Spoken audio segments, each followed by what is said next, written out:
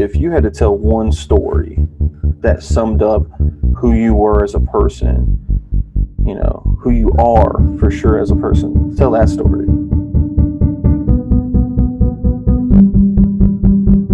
When I wake up every morning, I try and be more efficient than I was yesterday, and I try and be less of a piece of shit than I was yesterday. So if I can get answers to those two questions, I come out a better person at the end of it.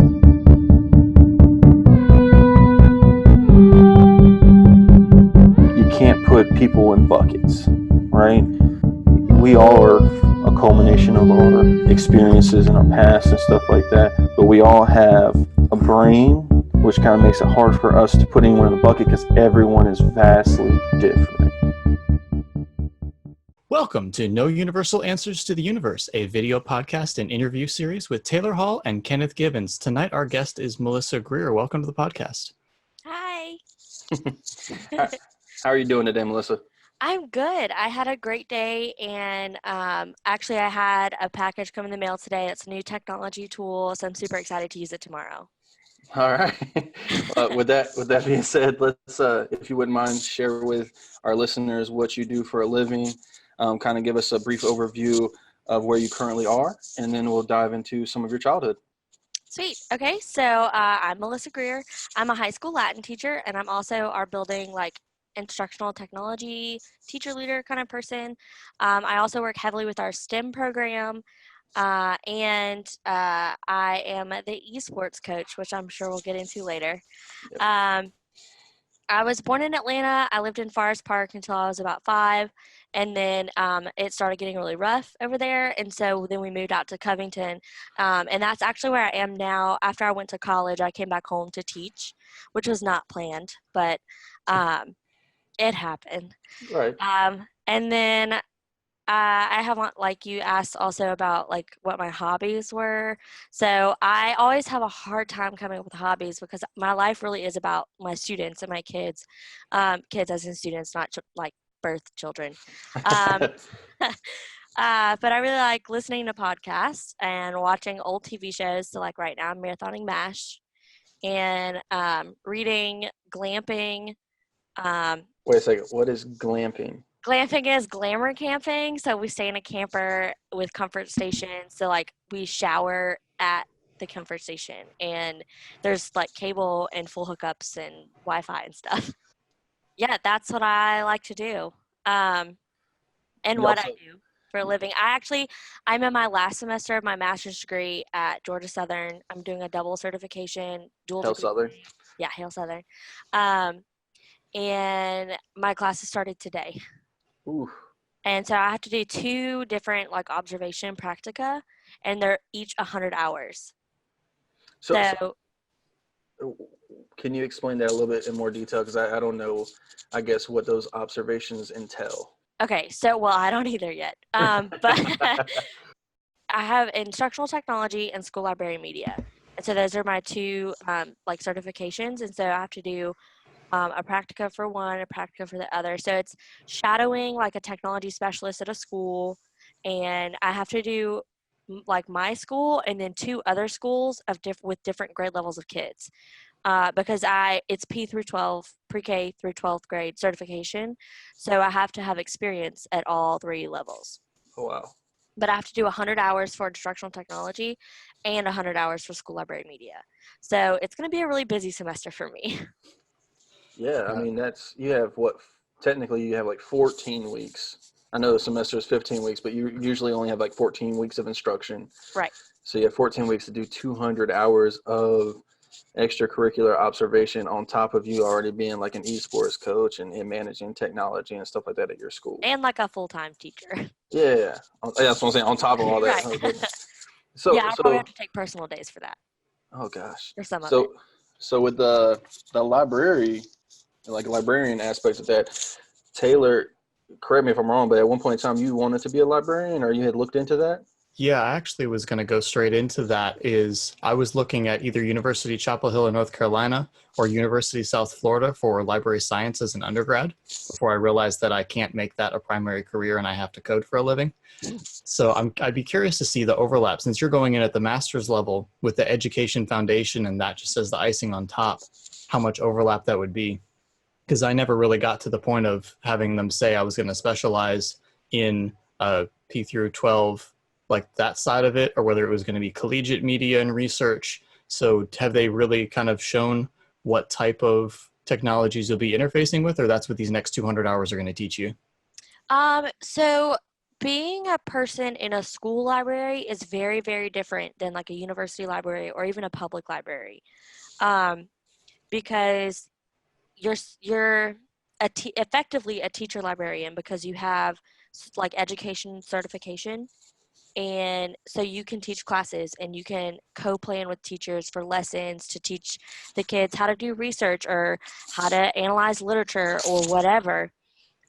So I mean, I will have to learn how to use like cataloging software, and that will happen um, for the books and equipment. I've had like the two different systems for that.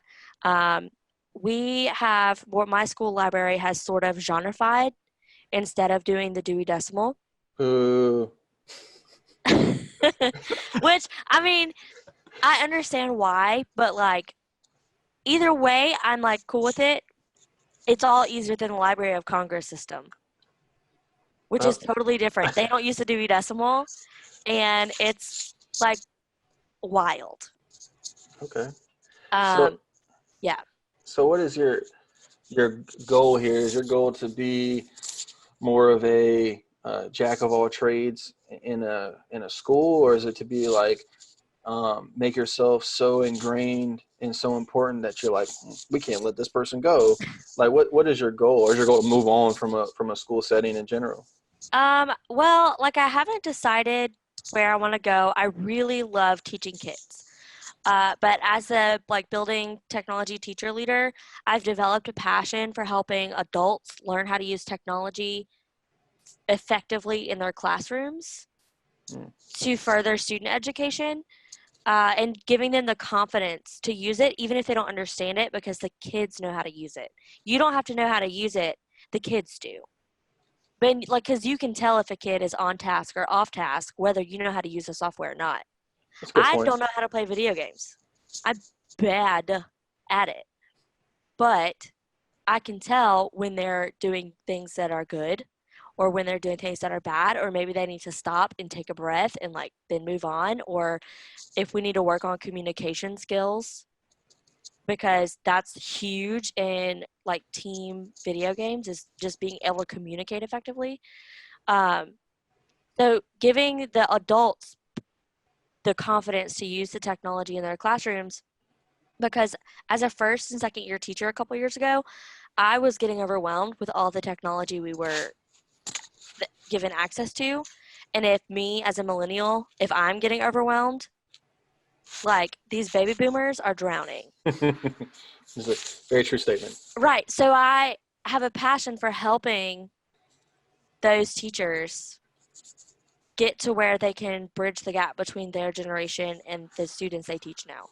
So you brought up two things that I'm gonna touch on real quick. First thing is you have logged many hours of watching me play video games. So I will say this to our listeners. I met Melissa freshman year of college at UGA, where she went with, my then girlfriend, who is now my wife. And after freshman year, they actually became roommates. So I spent a lot of time hanging out with Melissa, and she would spend a lot of time watching me play video games. So just as a byproduct of us being in the same space. The second thing you brought up is the baby boomers, and really, anyone born, well before the internet was invented is probably, doesn't have the advantage that we have of growing up with technology around. I would say that, like, my college professor who taught world history had trouble cutting on a 1990s projector. I have a professor who hand wrote his syllabus every year. Yeah. So I'm just like, oh my gosh, okay, guys, we can really step it up. When you struggle to like hit a switch, that's a whole different problem. The other thing is too is I heard the other day that like people classified as millennials, they have it, made because they grew up with the internet and stuff like that. And I would argue that, like, I grew up in a world that had internet. We were not well off enough to have it. so, Yeah, we had so dial-up till I was in high school. I was going to say, so I was going to ask you is what was your situation at home growing up as far as technology? Obviously, social media probably wasn't really around. Maybe MySpace was around when we were in middle school, high school, and then it turned into Facebook later on. But what was your exposure to that, and kind of walk us through that? So I grew up with computers in my house, specifically Apple computers, because my dad's a graphic designer. And whenever his work would upgrade their computers, they would throw away the old ones. And they upgraded every single time Apple put out a new computer. So it was like at least once a year. So my dad would just be like, "Can I take this home?" And they were like, "We don't care. They're already out of our inventory." So we grew up with those, and so I grew up using Apple OSs um, at home, and then going to school, and going to the computer lab in kindergarten, and using PCs. So I grew up with both, which has helped me a lot because I am pretty equal with my skill across both platforms. So my personal computer is a Mac and my school computer is a PC. So I still have to use both all the time. So that was an advantage, but we weren't allowed to be on the computer an excessive amount of time. We did not own any game consoles until the year that my sister and I went to summer camp and my brother stayed at home, so my mom bought him a Wii. Um, For so progression wise, what year was that? Not like what year was, but like how old were that, you? I was probably like 10. Okay. But we weren't allowed to play it during the school week. We could only play it like on Saturdays, because Sunday's a school night, and because video games take away from family time. And we weren't allowed to watch a lot of TV other than the news or PBS. So I can get down on some Arthur or Hey, there some you go. Dragon Tales or some Cyber Chase or some like Nova Science Now. But like I know all about some string theory because I watched that documentary like 8 times as a kid, or like Anne of Green Gables every single Saturday.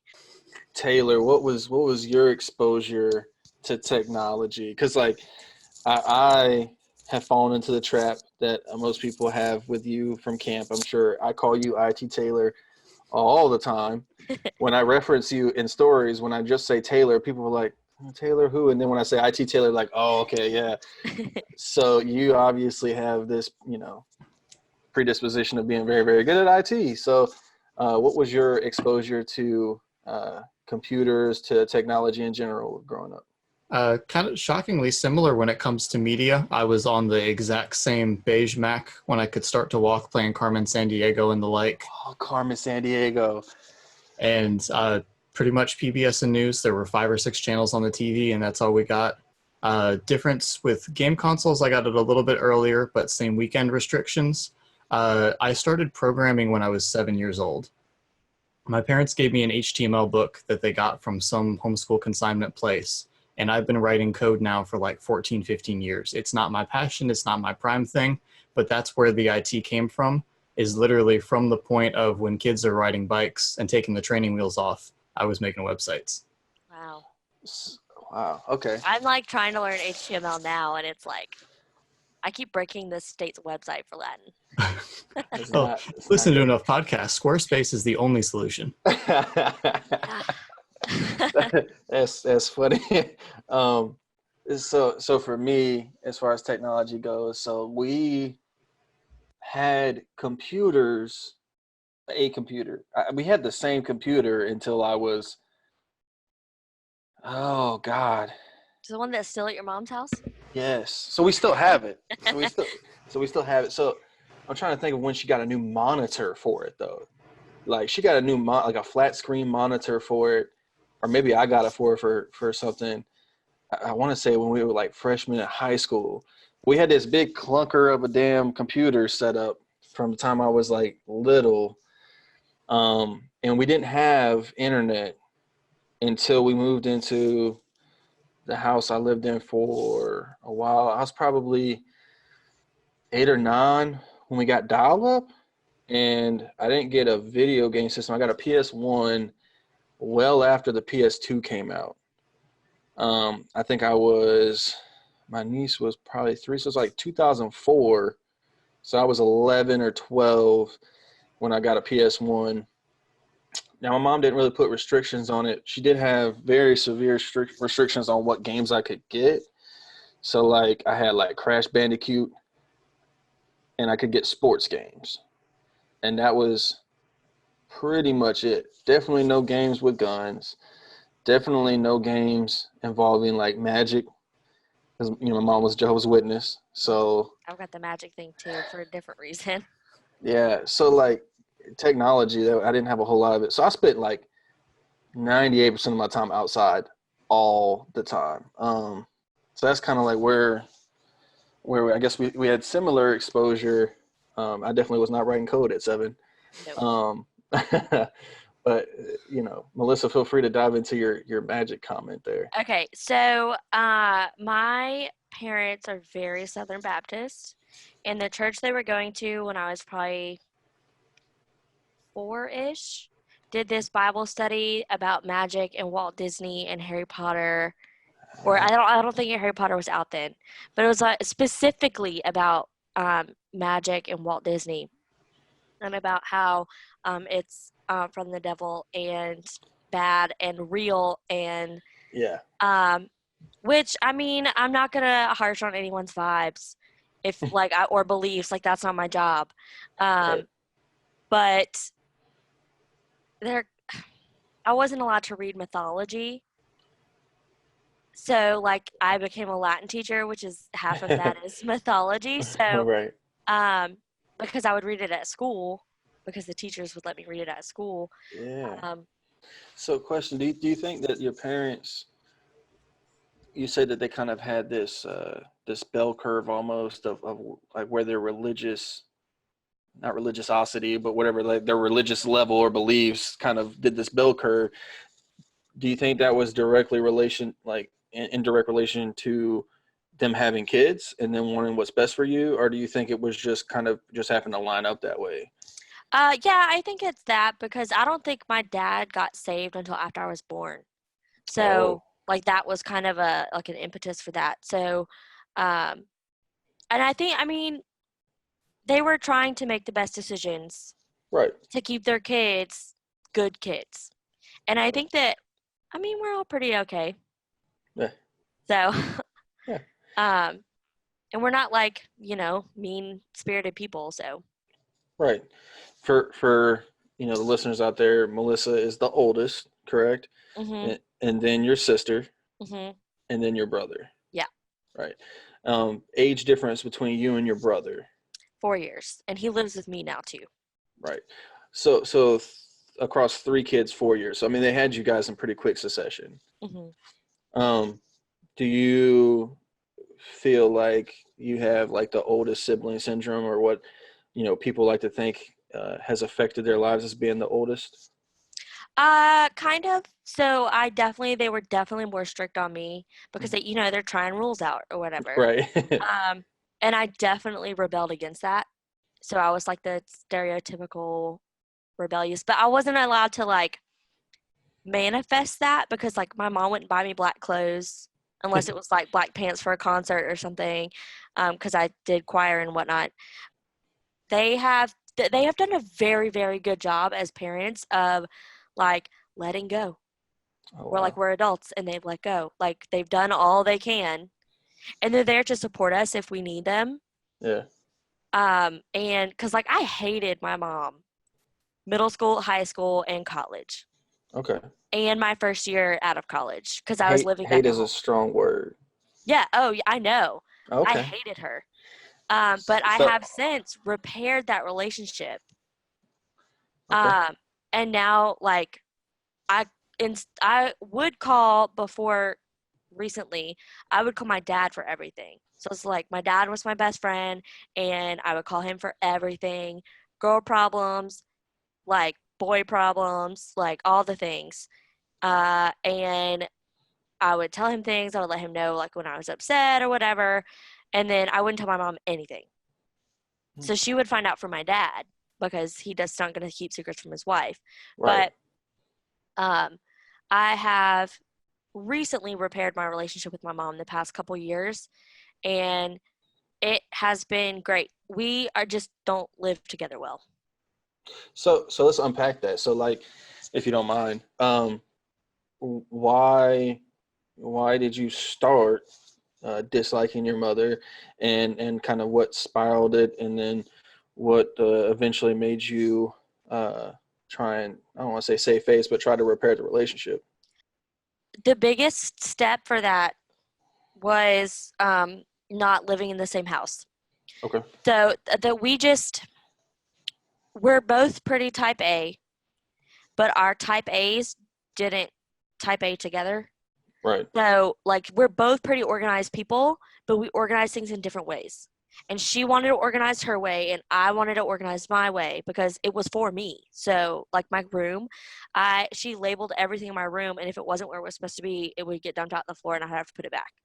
One day she came to school, middle school, dumped out my locker, and like lectured me while organizing it. And our lockers were inside of our classrooms. Not having to interact with her every single day helped a lot because then we weren't having the opportunity to make arguments. So if I needed something like, I spilled, I don't know, paint on my shirt, I don't know how to get it out. And then I would call her and ask because I knew that she knew how to do that well. And that having those more positive interactions where she was just like helping me through something, or there was a rough time, I guess 2 years ago now, where my roommate was doing drugs and got arrested, and my house got robbed. And my parents both supported me through that. And so that having that support helped a lot. But the biggest things were not living with her. And then it's also helped recently too that I finally went and got diagnosed with anxiety and depression. And so I'm medicated for both of those now. And it has been a lifesaver because I'm not all up in my head anymore, and I'm not worried about like being right, or um, what's gonna happen, or what happens if that happens, or blah blah blah. Like I'm not Right. up here anymore, and I'm not. I mean, my brain just needed help making some chemicals, so I've got the help now, and that has also helped our relationship. So just to unpack that second part there, are you the first person in your family really to be diagnosed with that? My mom's mom has a very long list of mental health history, like hospitalizations and medications and all that good stuff. It was viewed very differently back then too. Oh yeah. Yeah. Um, but being raised the way I was raised, there was a while where it was like something people could pray away. Which I mean, having faith and like praying could probably help because it's like centering and meditative, but my brain doesn't make the chemicals that it needs to Right. be healthy. So I have to it's like if your brain doesn't make iron, you take iron pills. Right. Or your body. If your brain doesn't make serotonin or dopamine or whatever the way it's supposed to, or if it doesn't block beta particles or whatever, I forget what I haven't watched those Yeah. commercials in a while. Um, um, then it needs some help. And you Right. like if you will eat iron, or if you will, add extra broccoli to your diet, why is it so bad to take mental health medicine? Right. And that's exactly how it should be viewed, 110%. And it really, I mean, you can immediately tell a difference from the outside on people who, um, some of people who like avoid taking medication and then they finally take it. You can like just tell. Hmm. It's almost like when you get to that point in a presentation where you're finished or whatever, and then you can see somebody's like the relief wash over them and their shoulders drop. That's what it's like all the time, which is nice because they can just be who they are and they don't Right. have to worry about being who they're not, you Well, know? and I realized that I had stopped doing the things that I enjoyed. So before April, I hadn't read a full book in probably 3 years. What? I didn't know Yeah. that. And like I'm known as the girl who always has a book. And I hadn't read a full book in probably 3 years. Wow. Um, and so now I had to read 3 over the summer for a class. I'm almost done with another book that I mostly read over the summer. And then I started 2 more books. I think I'm reading an Agatha Christie novel, um, which has been pretty good. And then The Adventure Zone just came out with their second volume of their graphic novel, so I'm going to be getting into that soon. Um, but I had stopped reading, and I was like literally not doing anything. If friends would ask me out, I'd be like, no, I have plans. And those plans were to sit in my pajamas on my bed and watch Netflix. Hmm. So you're being antisocial too. Right. So um, I talked to my doctor about it, and I was like, look, I don't have any expectations for this. If you like, this is what I'm feeling, and my friend has gotten treatment and it has helped. And I think that I'm also in this boat. Yeah. It was I don't want to say funny, but I definitely laughed when we were at the baby shower. There Hmm. was like, Melissa, my wife Tabitha, and then there was like my sister, and there was like a couple other females in this group, and they were talking about how they have all, went through this process, been diagnosed, and they're all, on the proper medication, Most of and us are on the same medication. which is funny, like, but they were all laughing, all having a good time, all very, very happy, um, and it's something that, from my understanding, you can't fake when you're at that point in time, you're at that stage, you really can't just fake it till you make it. You can. Some You people can can. fake it until people believe it. You're not going to make it personally. Right. Like, you're not going to feel the way that you're projecting. But because if you were to ask people who have worked closely with me for the past 5 years, when because I've been really open about my mental health journey, they're like, "What? You have Yeah. anxiety and you're depressed?" I was like, "Yeah, yes." Yeah. That was like But I played Rubin. it off because I was raised in a family where you don't talk about those things. Right. So, um, because it like you might just be like you're just being ungrateful or whatever. Like, Right. and it's not. And my parents have been really accepting to all of it too, which has been great. Which I was honestly terrified Right. how they were going to react, but they've been great. Um, but yeah, people would be like, you would never know. And I also have chronic migraines, and I'm on medication for that now too. I was having 13 to 20 migraines a month. Mm. And people were like, you would never know. Because I mean, that's not the kids don't ask for me to have a migraine, so they're not going to know. Like, I'm going to Right. do my job. They had to, and I'm also not one to like show weakness. But being medicated now for this anxiety has like helped me to justify like it's okay Right. to show weakness and all of that jazz. So I've been really open with like everyone around me, including my students. That's good. And now that we're back to your students, walk our listeners through the form that you were telling me and Taylor about before the episode that you have them fill out on during the first day of class. So I teach anywhere from like 150 to 200 students in a year, like any given year. So this year is actually a pretty light year. I only have 150 kids, but it's still hard to get to know that many people quickly. I have been blessed with good skills with names and faces, so that helps a lot.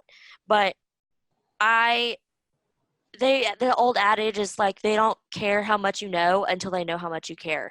So I want to get to know them. I let them get to know me as a person, and I want to get to know them as a person.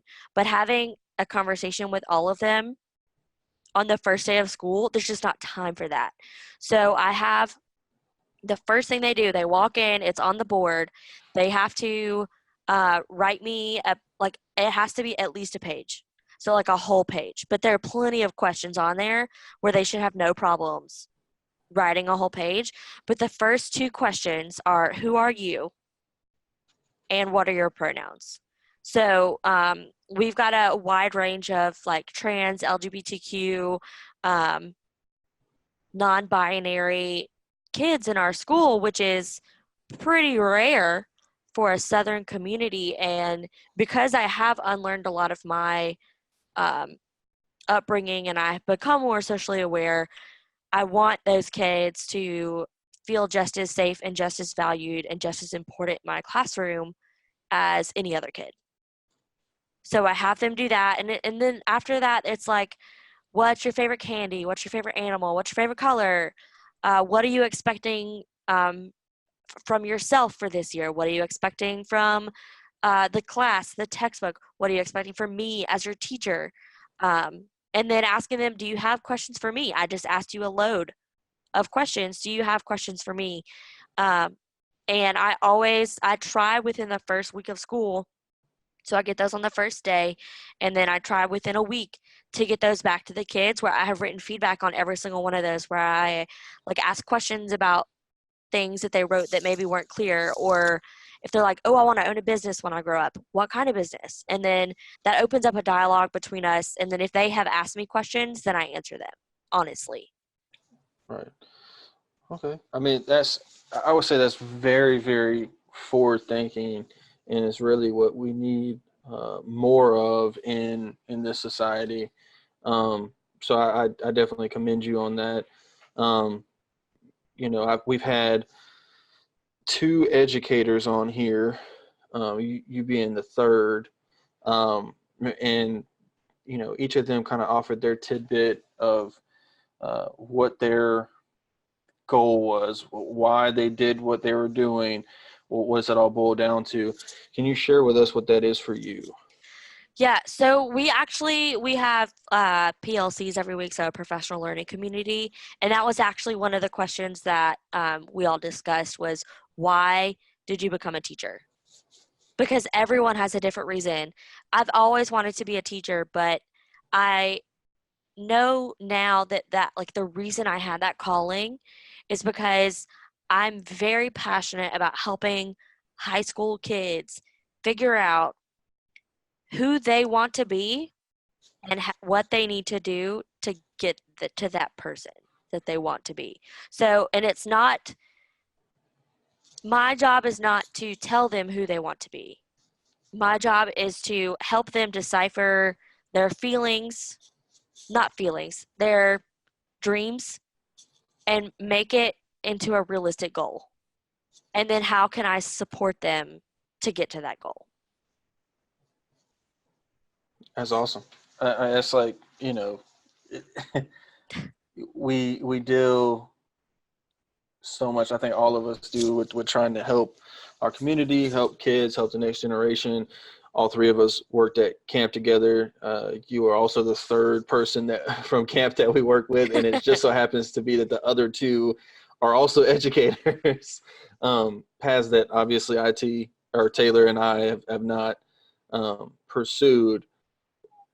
What did you get out of the camp setting, and did it obviously didn't deter you in any way from doing what you want to do, but how is it different, and how did it kind of help you open up into this before you had the opportunity of doing, student teaching and stuff like Um, it made me really realize that upper grades was where I needed to be. that? The little ones are cute, but I couldn't do it all day. I can't.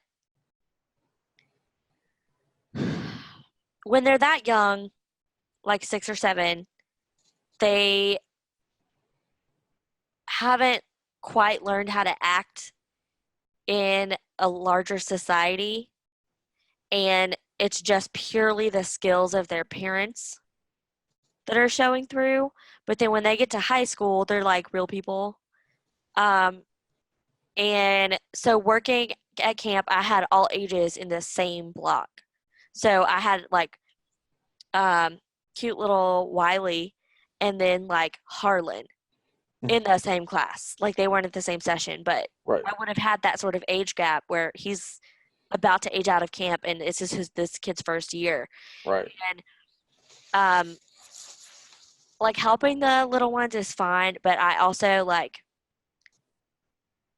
it just gets on my nerves a little bit when people don't follow or directions. Not you, Melissa, right? And like if they can't communicate well. Right. Like I don't know why you're crying. Oh yeah, that's a good Also, one. I'm not tying your shoe. Like, so I was definitely not meant to be an elementary school teacher. Um, so it helped me figure that out. And I think working at camp helped me to realize how to pick where to work. Oh, okay. So the people I work for, like, that's important because they set the whole tone for whatever building you're in whatever career you're in. Your boss and the rules and stuff that they have for you and the compassion that they have or that they show impacts like your feelings every day. And just like Wow. the tone and the setting that you're in. And so working at camp, I worked for great people and they were understanding. If I had to drive to Athens because I had to go to a meeting for setting up student teaching, like it wasn't my day off, but they let me go. Right. They made it work because that's important. Or if I was sick, like one day I was sick and it was the same day the health inspector came and to like inspect all the cabins and stuff. And so like I'm not dying, but like dying in my bunk bed. And they were just like, look, the health inspector is going to have to get over it because it's important that you rest and that you get well. And so having like administration, for lack of a better term, who care about you as a person and care about your well-being and care about your family, and like they know that your family is important and that your future is important.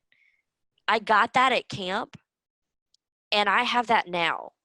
So That's awesome. like I forgot to take my medicine this morning because my routine just got off, and I realized it as the kids were coming on their buses, and then I went to go talk to my principal, and I was like, "Look, I don't need it right now. I'm fine right now, but at lunchtime, instead of eating lunch, can I drive home and take my medicine and come back?"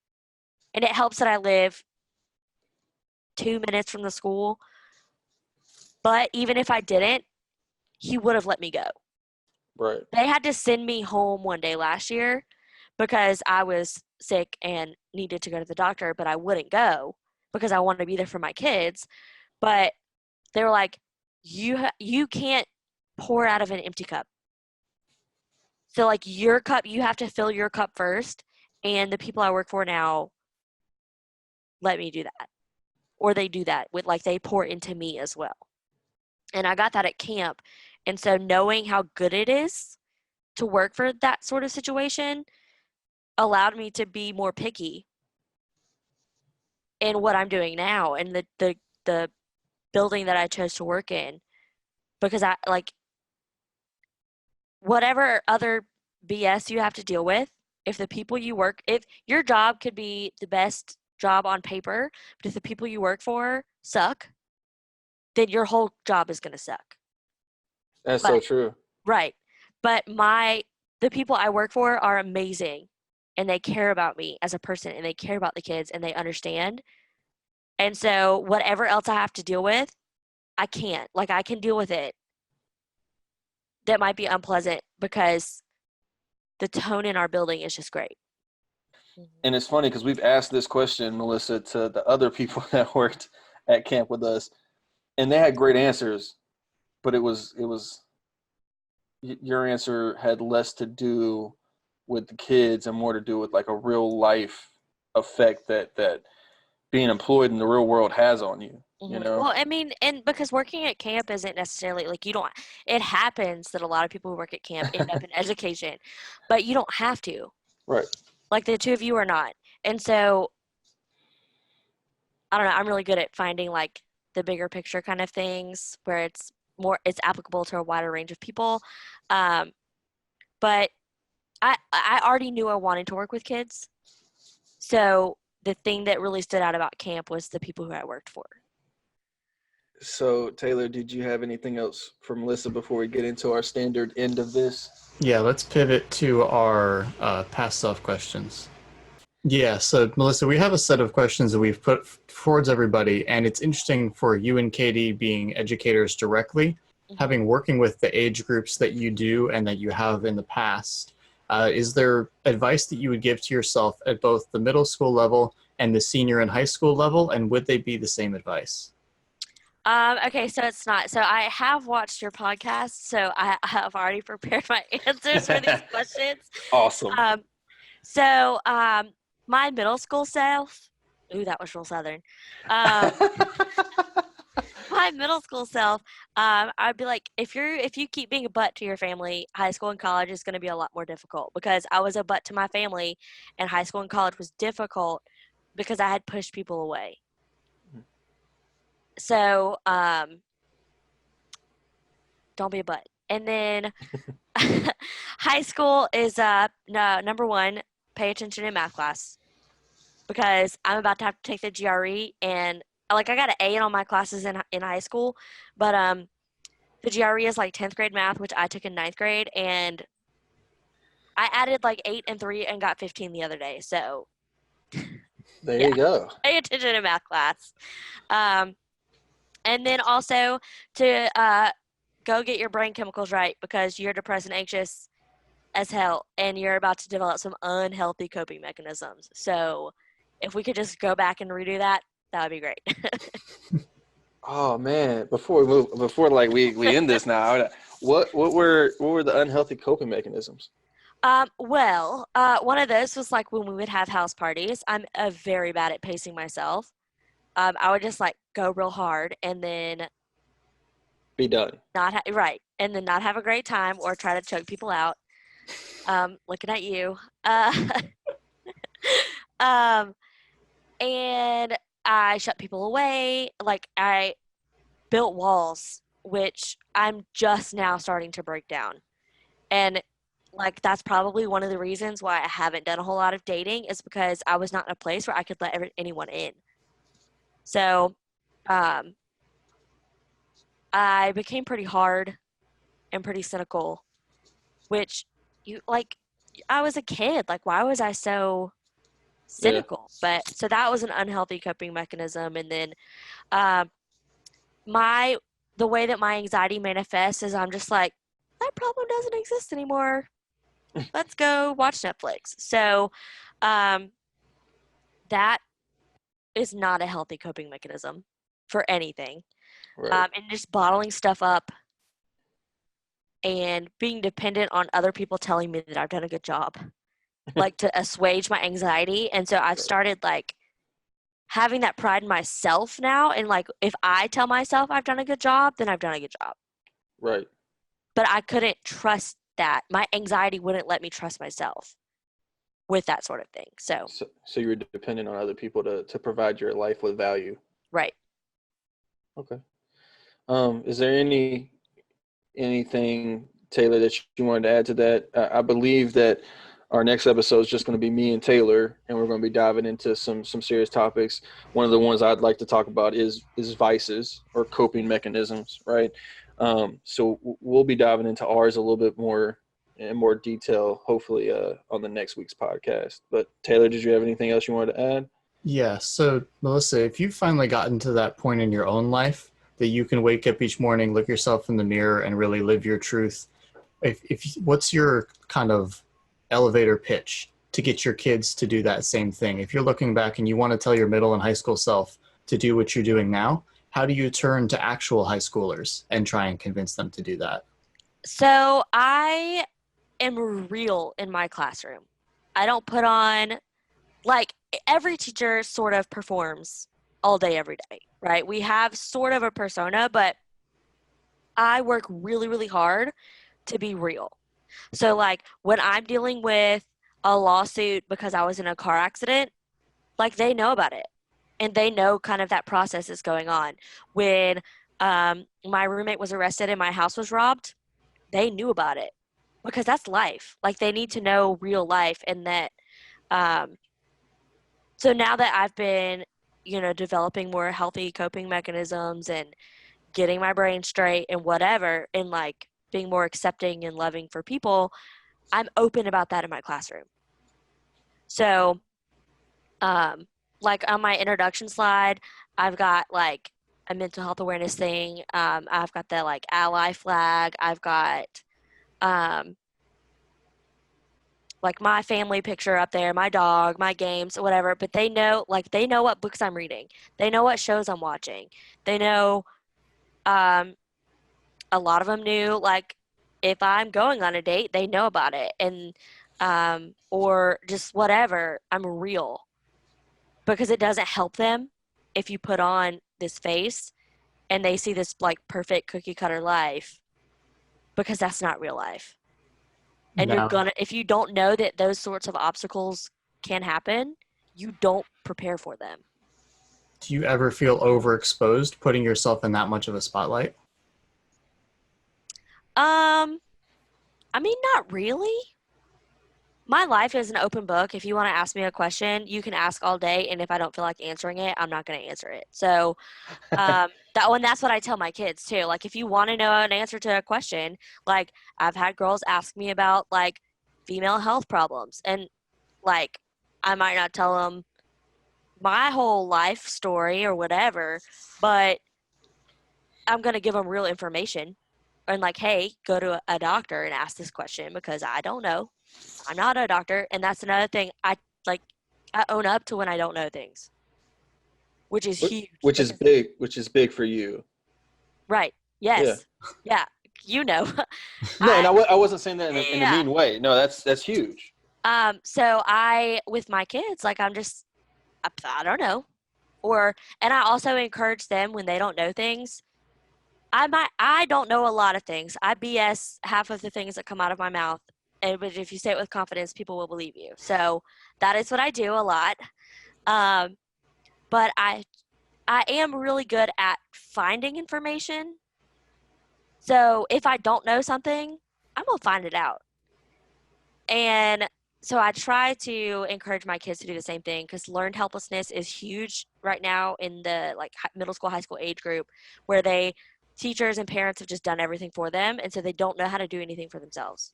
I want you to repeat that, but when you get to the age group, I want you to just stop and then plug in everybody Right. because people in the workforce right now that are our age Right. have that problem. Yeah, I mean, learned helplessness is just huge. So I make them, if they're like, oh, what does this word mean? Look it Look it up. up. Mm-hmm. They've got a glossary. And they're like, I don't want to turn all the way back. Oh, I don't care. I don't want to tell you what the definition is because you're capable of finding it. Or what if, like, even like oddball questions, we might spend 30 minutes talking about the difference between clouds and fog. But, like, because I'm going to tell the kids, I taught my kids how to do taxes last year. So, like, and how mortgages work. I don't have a mortgage, but I figured out how they work. So I just at it. And nobody tells kids what taxes are. So when I had to do my taxes, I brought my taxes in there and we did my taxes. So, but I had to tell a kid today, they're like, blah, blah, blah. How do you spell like entrepreneur or something? And I was like, you got a magic box that'll tell you that because they all have cell phones, smartphones. Yeah. Like, oh, I do have a magic box. I'm like, yes, it will tell you all the information you ever wanted to know and more. Yeah, when we were in school, we legitimately had to look it up in the dictionary Right. Or and flip all the way to the back. Yeah. We couldn't just be like, oh, here's a nice little phone, you know? Right. Yeah. So, And even when phones came out, it was like you couldn't get on the internet. I was so scared to hit the internet button because we were going to get charged for like right. gigabytes of I data. didn't get this is a throwback to technology. I didn't get a smartphone until I started teaching 5 years ago. Mm. I had a dumb phone all the way through college. Ouch. Yeah. I got a smartphone in college, so. I had a smartphone in college and chose to go back to a flip phone because it was too much hassle. Yeah, Taylor's the smartest of us all. Like he's been like Well, back in. okay, no, but tech people do that. People who know a lot about technology use the least amount of it because they're like, I don't want, like, oh my God, all of my information is so insecure. Look at Taylor nodding his head. This is why I manage our social media accounts for the podcast because Taylor was like, I'm not getting on social media. I'm like, oh, okay, I got you. It's funny since we've started the podcast. You've been on Facebook. No, there's a trick to that. You double post through Instagram. I post through Instagram. Yeah. But I will say this. I have been on my social media a whole lot less now that I'm trying to actually manage a social media for this. which I think is great. I actually like that part of Yeah. like being more hands off away from on my vacation last week with Tab. I felt bad for Randy and Taylor who were trying to get a hold of me because I was like, I'm gonna leave my phone on the counter for the next 6 hours, Yeah. and it was great. Yeah. If you could wrap it up for the audience, could you describe yourself in 3 words? Is it possible to encapsulate Melissa Greer in a phrase? So I think the 3 words that I want to go with are prepared, quirky, and support. Because I don't want to be like the person, like the famous whatever. I want to be the person behind that person, making all the pieces happen and making all the things happen.